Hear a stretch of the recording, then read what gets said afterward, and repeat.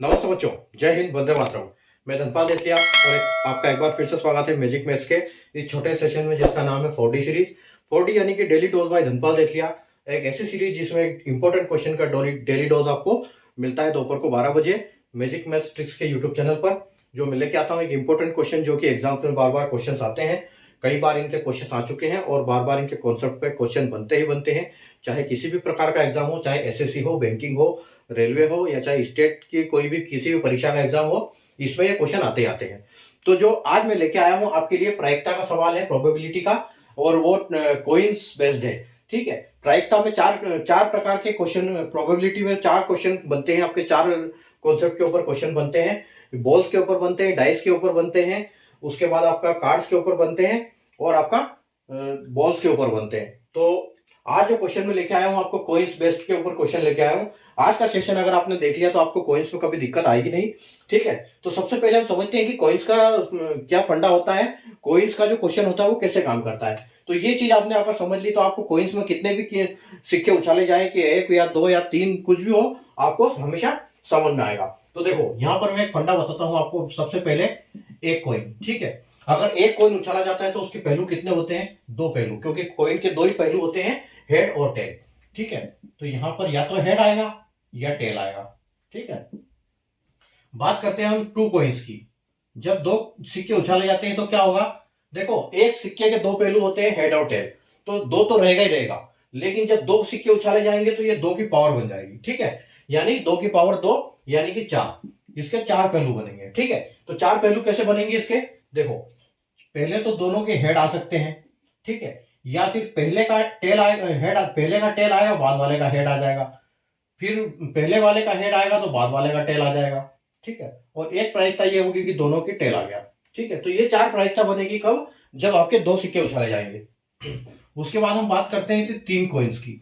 जब 3 सिक्के उछाले जाते हैं तो पहलू 2 है तो 2 ही आएगा, लेकिन इसकी पावर क्या हो जाएगी? 3 हो जाएगी। अब पावर 3 हो जाएगी तो ये क्या हो जाएगा? ये 8 हो जाएगा।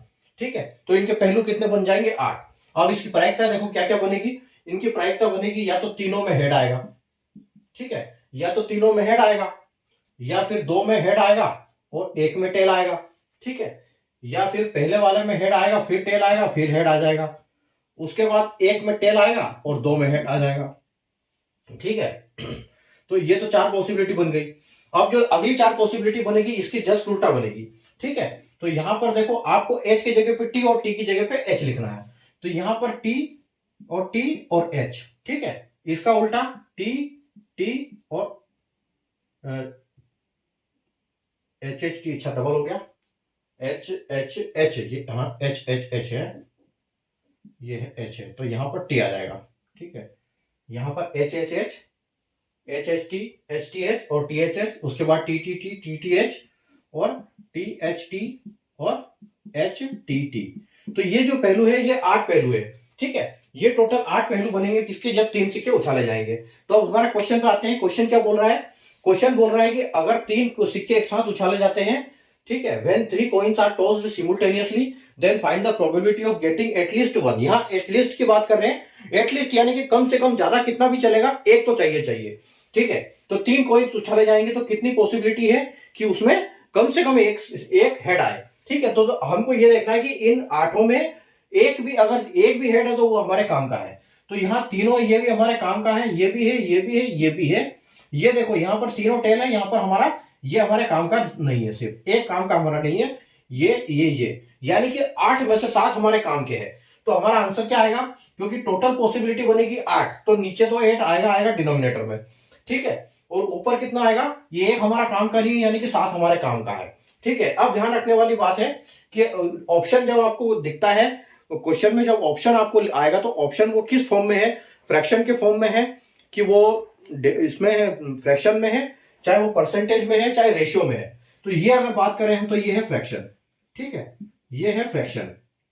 ये फ्रैक्शन में वो ऐसा भी दे सकता है कि 7:8। ठीक है, तो 7:8 का मतलब ये होता है कि नीचे वाला बाद में, ऊपर वाला पहले। ठीक है, तो आपका रेशियो बनेगा 7:8। ठीक है, क्योंकि ये तो आप निकाल लोगे कि नीचे 8 टोटल आएगा, ऊपर हमारे जो फेवरेबल पॉसिबिलिटी वो आएगा। लेकिन जब रेशियो आएगा तो आपको ये पता होना चाहिए कि नीचे वाला बाद में, ऊपर वाला पहले। तो ये आपका ये हो जाएगा रेशियो में, ठीक है, इसको हम बोलेंगे रेशियो, रेशियो में आंसर। अब आती है बात, ये हो सकता है कि परसेंटेज में पूछ ले, फिर परसेंटेज में कैसे पूछेंगे हम, तो परसेंटेज में 7/8 का मतलब होता है 87.5%, ठीक है, तो 87.5% हमारी पॉसिबिलिटी बनेगी इसमें, ठीक है। अगर आपको परसेंटेज, रेशियो और फ्रैक्शन का फंडा क्लियर है, अगर आपको क्लियर नहीं है तो आप मैजिक मैथ्स ट्रिक्स के यूट्यूब चैनल पर जाइए और प्लेलिस्ट में जाइए, वहां पर परसेंटेज फ्रैक्शन का एक वीडियो मैंने बना रखा है, आपको प्लेलिस्ट में मिल जाएगा, वहां पर आप देख सकते हैं, वहां से समझ सकते हैं कि परसेंटेज का फंडा पूरा क्या होता है, ठीक है, वहां पूरा समझाया हुआ है मैंने। तो उम्मीद है आपको क्वेश्चन समझ में आया होगा, ये समझ में आया होगा आपका आज का कॉन्सेप्ट। तो सेशन को लाइक कर दीजिए, शेयर कर दीजिए और चैनल को सब्सक्राइब कर लीजिए और बेल आइकन को ऑल पे प्रेस कर दीजिए ताकि हर वीडियो की नोटिफिकेशन आपको मिले और कोई भी इंपॉर्टेंट क्वेश्चन आपसे छूटे ना, और हर क्वेश्चन आपको एग्जाम में फिर बनेगा और आपकी एक्यूरेसी मेंटेन होगी, आपकी स्पीड बढ़ेगी। Thank you.